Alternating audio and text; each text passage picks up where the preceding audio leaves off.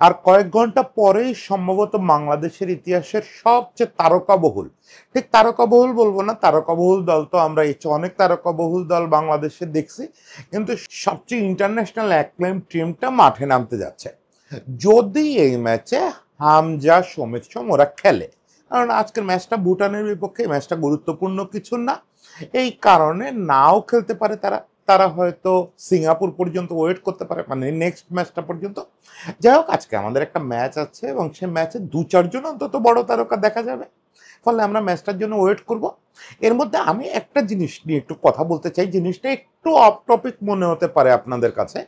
আমি একটা ছবি দেখলাম ফেসবুকে। ছবিটা হচ্ছে আমাদের যে 5 প্রবাসী খেলোয়াড়, প্রবাসী শব্দটাও এখন আর বলতে চাই না, অ্যাজ তারা চলে আসছে, অ্যাজ তারা বাংলাদেশ টিমের মেম্বার।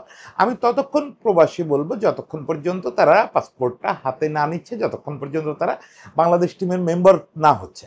একবার বাংলাদেশ টিমের মেম্বার হয়ে গেছে মানে সে আর প্রবাসী টবাসী কিছু না, বাংলাদেশের খেলোয়াড়। আপনি বলতে পারেন যে তারা বিদেশে জন্ম নেওয়া খেলোয়াড়। এরকম 5 জন তারকা খেলোয়াড় এক ফ্রেমে একটা ছবি তুলছেন, এটা তোলায় তো কোনো দোষের কিছু নাই। কিন্তু এই ছবিটা পোস্ট করে অনেকেই লিখছেন যে আমাদের অরিজিনাল পঞ্চপাণ্ডব। আমি এই জায়গাটায় একটু আপনাদের একটু সতর্ক করতে চাই বা নিষেধ করতে চাই যে এই জাতীয় টার্মগুলো আর ব্যবহার করার দরকার নেই। আমরাই তো শুরু করছিলাম, আমরাই এই পাপটা শুরু করছিলাম বাংলাদেশে। এই যে পঞ্চপাণ্ডব বলা, একটা কোর গ্রুপ আইডেন্টিফাই করা, এই জিনিসটা ভালো না, এই জিনিসটা কোনো স্পোর্টসের জন্য ভালো না।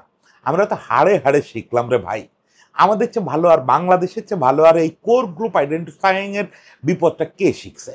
এই জিনিসটা আজকে একটু বলি যে কেন এটা করা একদমই ঠিক হবে না। একদমই এই 5 জনকে বা এরপরে কিউবা আসবে এখানে, এদেরকে আলাদা করে কোনো গ্রুপ হিসাবে আইডেন্টিফাই করবেন না, এটা করা ঠিক হবে না। কেন সেটা একটু বলি আজকে। দেখেন, এইটা একটা ক্লাসিক প্রবণতা সারা পৃথিবীর, যে দলের মধ্যে একটা দল ভাবা, মানে সেটা সবসময় নেগেটিভ অর্থে তা না, অনেক সময় পজিটিভ অর্থে। সিম্পলি আপনি যদি আর্জেন্টিনার দিকে তাকান, এখনকার যে আর্জেন্টিনা টিমটা আছে, আমরা এখানে একটা দল কল্পনা করার চেষ্টা করি যে মেসির একটা কোর গ্রুপ আছে, সেটা কারা? ডিপল, এমনি, এরকম 2-3 জন মিলে একটা কোর গ্রুপ আছে। আসলে কি আছে? থাকতেও পারে, নাও থাকতে পারে। এই মিডিয়া এরকম ভাবতে পছন্দ করে, ভক্তরা এরকম ভাবতে পছন্দ করে যে সব জায়গায় মূল স্টারকে কেন্দ্র করে 2-3 জনের একটা গ্রুপ আছে, তারা হচ্ছে মূল নিউক্লিয়াস।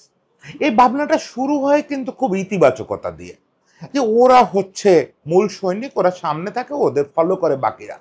কিন্তু এই জিনিসটার ইফেক্ট ভালো হয় না। আমরা তো চাই স্টার, চাই স্টার। কেন চাই এটা নিয়ে আমরা একদিন আলাদা আলোচনা করব, কারণ এটা এত সহজ আলোচনা না, এটা একটু কঠিন আলোচনা।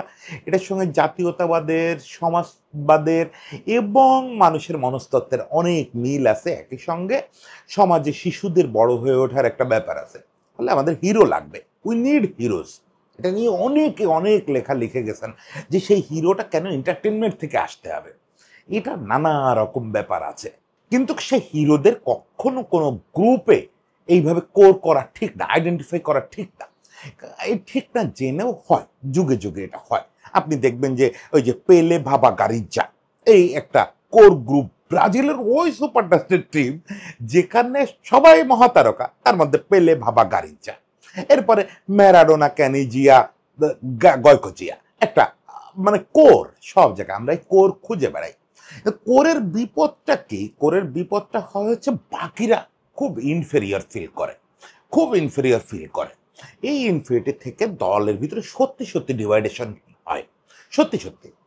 আপনি মজা করে বা ইতিবাচকতার কারণে দেখেন, যখন আমরা পঞ্চপাণ্ডব ঠিক করলাম বাংলাদেশের ক্রিকেটে, যে মাশরাফি, তামিম, সাকিব, রিয়াদ, মুশফিক, এরা হচ্ছে আমাদের পঞ্চপাণ্ডব, ব্যাপারটা তো খুব আবেগের জায়গা থেকে হলো।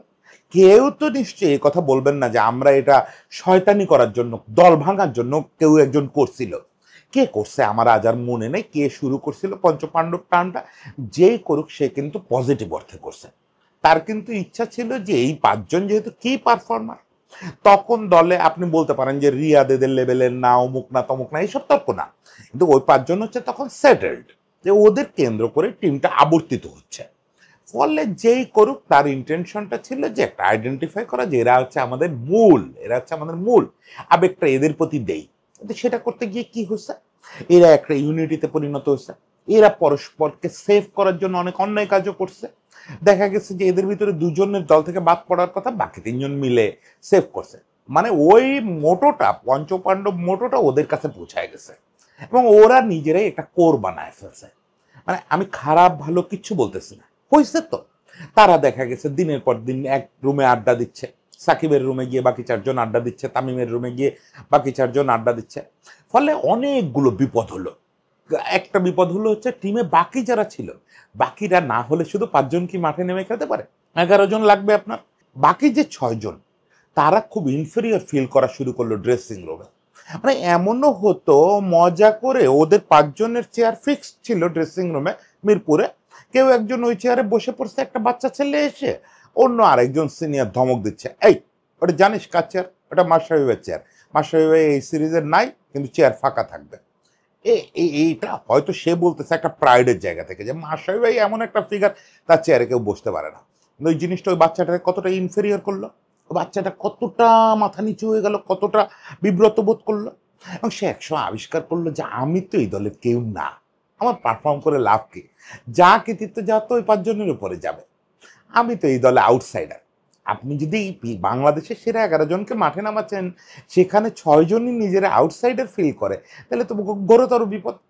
এটা একটা বিপদ হলো। আর একটা বিপদ হলো হচ্ছে এই 5 জন কিছু আনজাস্টিস করলো, যে একটু আগে যেটা বললাম, যে তারা পরস্পরকে সেভ করার জন্য বিভিন্ন ধরনের কথাবার্তা বলা শুরু করলো, ইভেন নির্বাচক কমিটিকে প্রেশার ক্রিয়েট করলো বিভিন্ন সময়, যে কেউ একজন এদের মধ্যে খারাপ করতেছে, ন্যায় বিচার অনুযায়ী তার বাদ পড়া উচিত, কিন্তু বাদ দেওয়া যাচ্ছে না, এরকম সব পরিস্থিতিও ক্রিয়েট হলো।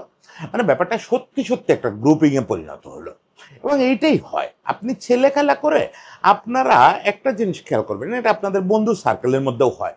শুরুতে দেখা যায় যে আপনারা হঠাৎ করে ঠিক করলেন যে আমরা যে কয়জন স্মোক করি, কয়জন একটু আলাদা বসবো, এই তোদের চেয়ে আমরা একটু আলাদা।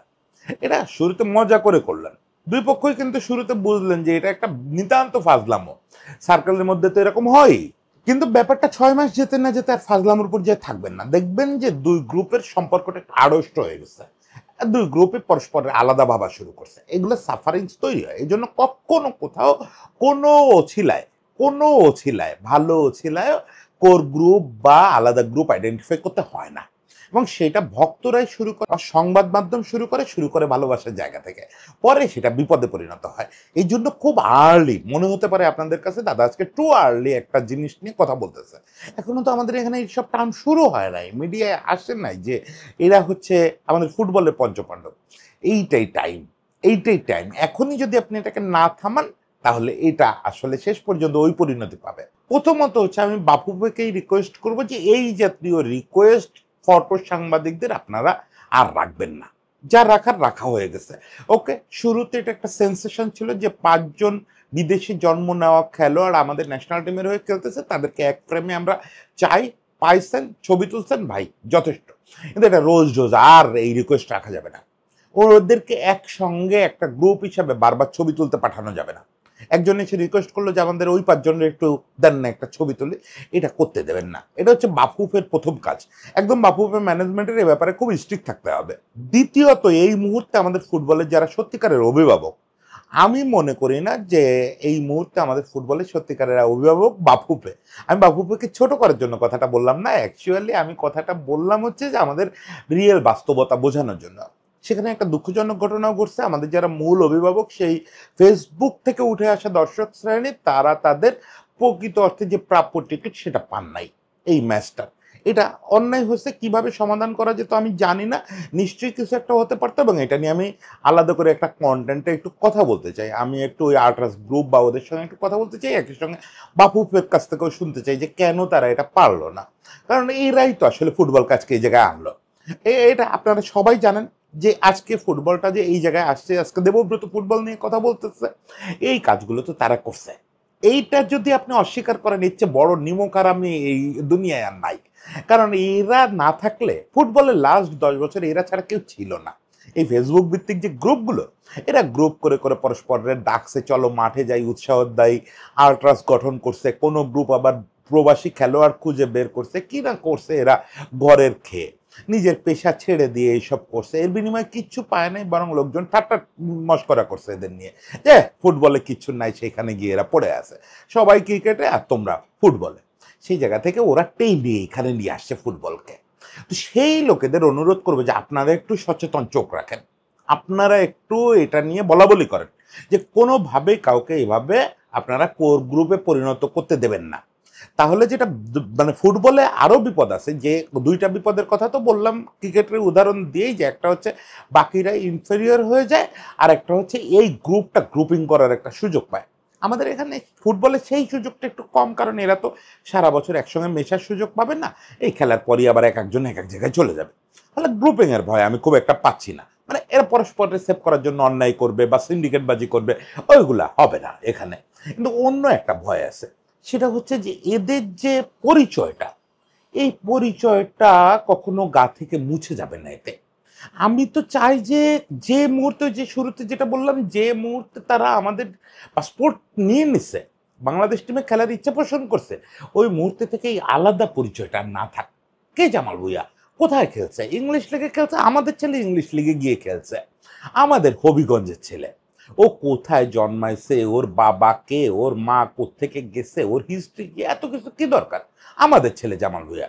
এই যে কালকে দেখতেছি যে ওখানে তার সঙ্গে কাছাকাছি যে গিয়ে একটু রিকোয়েস্ট করতে পারছে, আমার ফেসবুক লিস্টেরই 2-3টা জুনিয়র জার্নালিস্ট যারা রিকোয়েস্ট করছে, ও তাদের সঙ্গে এমনভাবে ছবি তুলছে, আপনি ছবিগুলো দেখলে মনে হবে যে জামাল খুব উৎসাহী ওই সাংবাদিকের সঙ্গে ছবি তুলতে, মানে সে ফোন হাতে নিয়ে সেলফি তুলে দিচ্ছে।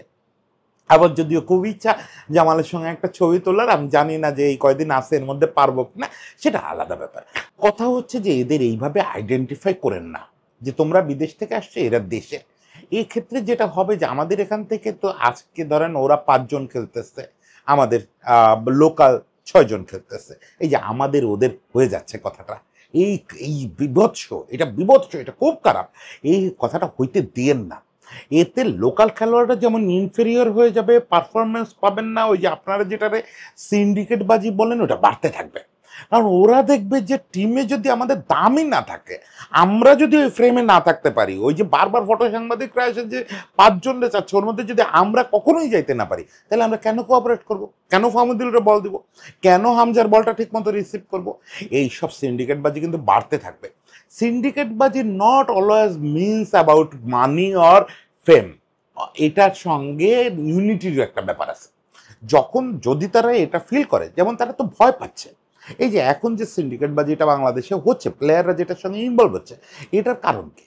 এটার মূল উৎস তো ভয়, প্রত্যেকের জায়গা হারানোর ভয়, প্রত্যেকের আতঙ্ক যে আর জীবনে জাতীয় দলে খেলতে পারবো না, ফলে যেভাবে হোক ঠেকাতে হবে, যেভাবে হোক ঠেকাতে হবে। এই ভয় থেকে এদের মুক্ত করতে হবে। সেটা হচ্ছে অনফিল্ড কোচদের কাজ, তাদের মোটিভেট করা যে তোমরা ওই লেভেলে পারফর্ম করতে পারো, চাইলে পারফর্ম করে তোমরা ফামিদুলকে ছিটকে দাও, তার বল পাস না দিয়ে ছিটকে দিও না। এই মোটিভেশনটা একই সঙ্গে আমাদের মিডিয়ার সমর্থকদের সবাই বুঝাইতে হবে যে আমাদের কাছে জামালও যতটুক, মিতুল মারমাও ততটুক, মানে এখানে 1 ইঞ্চি এদিক ওদিক নাই, 1 মিলিমিটার এদিক ওদিক নাই। আমার মিতুল মারমা, তপু বর্মন, জামাল, হামজা, এই সবগুলো আমার ছেলে, সবগুলো আমার ভাই। মাঠে নামবে যখন এরা লাল সবুজ জার্সি পরবে, এটা অবশ্য লাল সবুজ না, আজকে হোয়াইট সবুজ, তো এই সাদা সবুজ জার্সি যে মুহূর্তে পরবে, সেই মুহূর্তে এরা সবাই আমার ভাই। এখানে মিতুল 1 ইঞ্চি ছোট না, মিতুল 1 মিলিমিটার ছোট না, তবু 1 মিলিমিটার ছোট না। ফলে ওদেরকে ওই ফিলটা দেওয়ার জন্য হলেও আমাদের এই কথা, এই পঞ্চপাণ্ডব থেকে সরে আসতে হবে। ওই যে আবার সেই কথাটা দিয়ে শেষ করি যে দেখেন, পৃথিবীতে আমাদের চেয়ে বেশি কেউ সাফার করে নাই, এবং একজন পাপী হিসাবে আমি এটা সাক্ষী দিচ্ছি। কারণ পঞ্চপাণ্ডব টার্মটা যদিও আমি শুরু করিনি, কিন্তু ওটার উৎসাহ দিয়ে অনেক লেখালেখি করছি, অনেক কিছু বলছি। সেই জায়গা থেকে আমি সাক্ষী দিচ্ছি যে যারা শুরু করছিল তাদের একজন আমি, যারা ওটারে পায়োনিয়ারিং করছে তাদের একজন আমি। আমিই বলতেছি এটা বাংলাদেশের ক্রিকেটের বিরাট একটা ক্ষতি করছে, পরবর্তী প্রজন্ম তৈরিই হতে দেয় নাই এই পঞ্চপাণ্ডব থিওরি। এই পঞ্চপাণ্ডব থিওরি বাংলাদেশের ক্রিকেটকে অন্তত 10 বছর পিছায় দিয়েছে। আজকে ফুটবল যখন আবার পুনরুত্থান করতেছে, ফিনিক্স পাখির মতো উঠে আসতেছে একবারে ছাই বর্ষ থেকে, সেই সময় আবার আপনারা এই পঞ্চপাণ্ডবের মধ্যে যায় না। এটা থেকে শিক্ষা নেন যে এই জিনিসটা ফুটবলকে আবার বিরাট একটা ধাক্কা দেবে, বিরাট একটা ধাক্কা দেবে। সবাই ভালো থাকবেন। আমাদের এই সব খেলোয়াড় মিতুল থেকে শুরু করে আমাদের হামজা সবাই যেন দুর্দান্ত থাকে, দুর্দান্ত খেলে। আজকে কে কে খেলবে জানি না, তারপরও খেলা তো দেখতে হবে। সবাই মিলে আমরা আসেন খেলা দেখি, এবং আল্ট্রাসের ব্যাপারটা নিয়ে আমরা দু একদিনের মধ্যে একটা আলাদা কন্টেন্ট করব যে কেন তারা যোগ্য জায়গাটা পাচ্ছে না। সবাই ভালো থাকবেন।